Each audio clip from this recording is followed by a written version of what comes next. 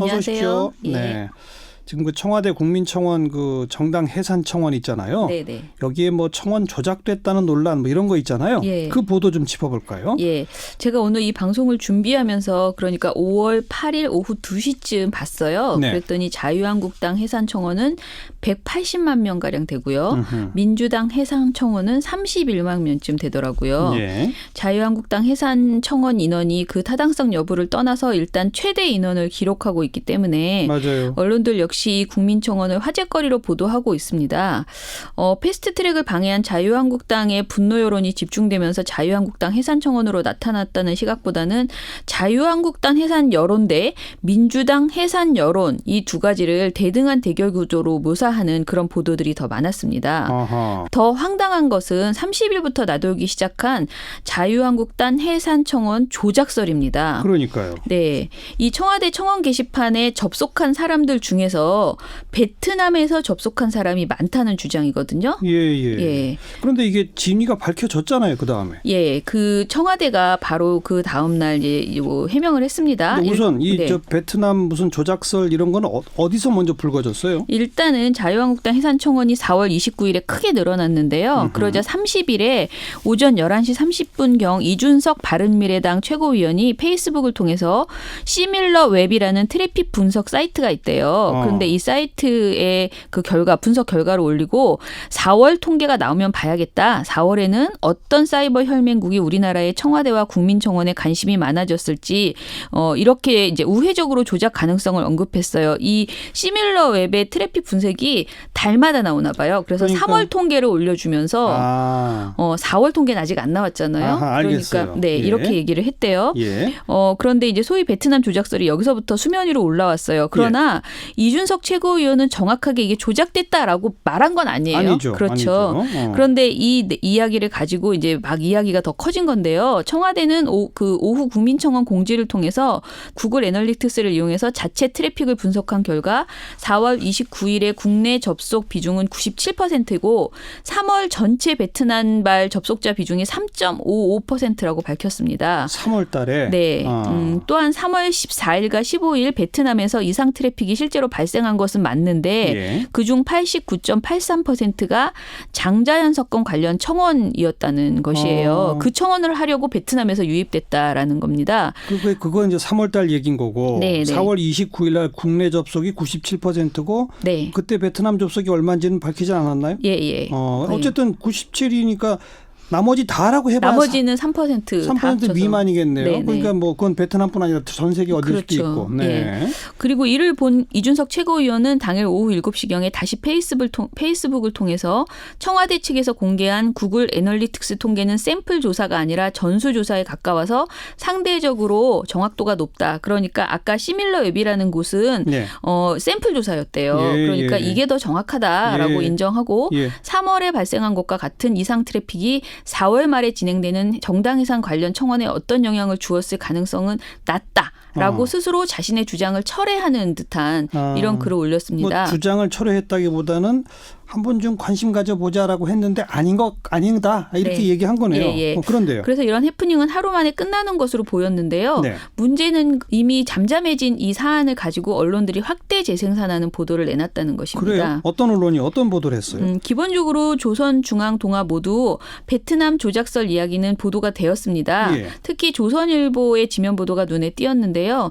조선일보 기사 제목이 따옴표 치고 청원 1초당 30건 따옴표 닫고 베트남서도 지난달 대거 접속이라는 5월 1일 기사였습니다. 제목을 이렇게 붙였다고요? 네. 허허. 언뜻 봐도 베트남 조작설에 무게를 두고 있는 것을 알 수 있죠. 네. 또 같은 날 비슷한 내용을 보도한 중앙일보와 동아일보 기사에서는 이준석 최고위원이 언급이라도 된 것에 비해서 이준석 최고위원을 조선일보에서는 쏙 뺀 채 인터넷 분석 서비스 시밀러 웹에 따르면 지난달 청와대 국민청원 게시판 접속량 중 한국은 절반 정도 51.26%였고 베트남 13.77, 미국 10.84를 차지했다면서 업체의 의혹 제기로 의혹으로 그러니까 시밀러 앱을 자기들이 이제 분석했을 때 이런 예. 의혹이 된다라고 예. 이렇게 둔갑시킨 거죠. 아니 근데 그 전날 청와대가 네. 시밀러 앱보다 훨씬 정교하다는 구글 애널리틱스에서 네. 3월 달에 전체 베트남발 접속자가 3.55%라는 걸 밝혔잖아요. 그 조선일보는요 마지막에 기사 말미에 고민적 대변인의 발언이라면서 청와대가 올린 공지의 내용을 보도를 했습니다. 아하. 그렇지만 이미 기사 제목에서부터 베트남서도 지난달 대거 접속이라고 썼고 보도 네. 내용에서도 대부분이 이 의혹을 제기하는 보도들을 예. 혹시 방점을 찍어서 보도를 했고요. 예. 텍스트의 비중을 봤을 때 795자의 기사 분량 중 705자가 조작 가능성이었어요. 아. 그리고 나머지는 해명은 아주 작게 보도됐다는 거죠. 근데 이미 해명이 완료된 거를 이렇게 조작설로 보도하는 건 이건 참 이거 문제. 그러니까 이런 해명이 들어있다고 해도요. 대부분의 시민들은 신문을 볼 때 제목 위주로 해독을 하기 때문에요. 예. 이거는 그냥 이미 죽은 그 이슈를 다시 한번 확대 재생산하는 태도다라고 볼 수 있죠. 또 청원제도 자체의 문제점을 지적하는 보도도 많았죠. 네. 우선 확실히 해야 할 거는 정당 해산 청원은 민주주의의 골격인 표현의 자유, 결사의 자유와 직결된 문제고요. 그래서 저는 되도록 지양되어야 한다.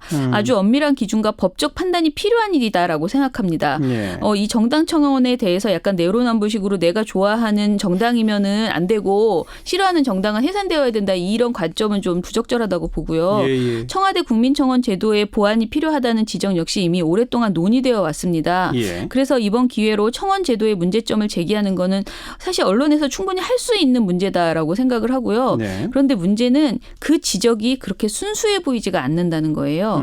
예전에 저희가 청와대 청원의 언론 인용 현황을 조사했을 때 조선일보와 중앙일보는 각각 32회, 30회를 인용하며 동아일보 34회와 함께 청와대 청원을 가장 많이 이용했던 언론이었거든요. 네. 심지어 그중 11회, 6회는 100명 이하가 참여한 청원을 동원해서 보도해서 저희가 지적한 바도 있습니다. 100명도 안 되는 청원이었는데 자기들 입맛에 맞으면 딱 갖다 쓴다. 네네. 그랬던 언론들이 이제 와서 청원 제도 자체가 문제가 있다라고 터부시하는 것은 사실 좀 민망하다. 네. 그동안 가장 청원을 이용했던 언론들이었는데 이건 좀 이상하다라고 생각되고요. 예. 특히 조선일보와 중앙일보의 사설을 보면 청와대가 정당 해산 청원을 방관하고 있다. 방관. 예, 조선일보의 경우에는 심지어 즐기고 있다는 표현까지 쓰고 있는데요. 청와대가 이것을 즐기고 있다는 근거를 보면 고민정 청와대 대변인이 청원 유익 겸로를 살펴보니 아무 문제가 없다고 대답했다는 겁니다. 처음에 이준석 최고위원이 페이스북에서 청와대 측에서 그 신빙성을 확보하기 위해 자체적으로 로그 데이터 통계를 제공하면 된다라고 말을 해서 청와대 측에서 로그 데이터를 전수 분석할 수 있는 구글 애널리틱스를 써서 분석한 자료로 해명을 한 거거든요. 네. 그런데 이거를 가지고 청와대 측에서 하라는 대로 했는데도 비판을 듣고 하고 있는 거죠. 즐기고 있다라는 이런 예. 비아냥을 들은 셈이거든요. 그렇군요. 네. 자, 또 하나 다른 주제인데 네. 최근에 이 자유조선이라는 단체가 스페인의 북한 대사관 습격한 사건 화제잖아요. 네네. 채널 A가 이거를 그 탐사 보도로 네. 추적 2019 김한솔 망명정부 예. 이런 특집 프로그램 방송했는데 네. 이 모니터 하셨죠? 예, 이거는 제가 집에 우연히 일찍 들어갔다가 방송 보고 너무 깜짝 놀랐어요. 그래서 한번 모니터를 해보자. 저희가 이런 그 개별 방송을 별로 많이 안 하고 주로 보도 위주로 하잖아요. 예. 근데 이제 한번 자세히 봤어요. 우선 이 자유조선이라는 단체가 왜 이렇게 이슈가 됐는지 소개를 해드려야 할 것 같은데요. 예. 원래 천리반 민방이라는 이름의 단체였는데 17년에 암살된 김정남의 아들 김한소 씨를 보호하고 있는 단체라고 알려졌어요. 그렇죠. 최근 이 단체가 자유조선이라고 이름을 바꾸고 북한 붕괴를 꿈꾼다라고 하면서 스페인 대사관을 습격해서 대사관 자료를 미국 수사기관에 넘겼다라고 네네. 이렇게 하고 있습니다. 예. 채널 A는 이 자유조선이 앞으로 더 큰 일을 벌일 것이다 라면서 미국 국무부 그리고 미국의 FBI 등과의 연계설까지 거론했는데요. 예. 아무리 북한이 적국이라도 지금 외교적 협상 국면이고 그리고 미국도 북한을 제재하긴 하지만 북한을 직접 자극하는 상황을 피하고 있거든요. 그런데 지금 채널A가 말하는 이 내용들이 사실이라면 정말 외교 문제로 비하할 수도 있는 사안이라고 저는 봤습니다. 네. 그렇다면 이런 사안을 다룰 때는 굉장히 치밀한 취재와 객관적인 근거가 확보됐어야 하는데 이게 굉장히 부족했다라고 생각돼서 모니터를 했습니다. 네. 자, 어떤 대목들에서 문제점이 발견됐어요? 네, 일단 채널A의 특집 제목부터가 추적 2019 김한솔 망명정부인데요. 자유조선을 망명 망명정부라고 규정한 거거든요. 이 근거가 상당히 빈약합니다. 망명정부로 규정한 근거 대부분은 자유조선 스스로의 입장이나 김정봉 전 국정원 실장 그리고 고영환 전 북한 외교관 그리고 태영호 전 북한 공사 등 이 세 분이 다 채널A의 자사 그 단골 패널이에요. 굉장히 자주 등장하시는 예. 손님들이거든요. 예. 이분들의 추정입니다. 근거가. 그리고 또 채널A가 많이 또 출연시키고 있는 익명의 탈북자들의 추정도 여기에 포함되어 있습니다. 네네. 그러니까 대부분의 근거가 추정이라는 거죠. 채널A가 자체적으로 취재한 것은 이미 타 매체를 통해서 익히 알려져 있는 스페인 북한 대사관 습격 당시 자유조선의 행적 그리고 2017년 2월 김정남 암살의 진상에 관해서 이제 채널A가 취재를 한 거고요. 예. 나머지는 다 추정이었습니다. 예. 방송의 제목으로 뽑은 김한솔 망명정부와 관련해서 채널A가 발굴한 근거는 사실상 거의 없다라고 할 수도 있습니다. 추정에 근거해 제목부터 망명정부라고 썼다. 네네. 그리고요.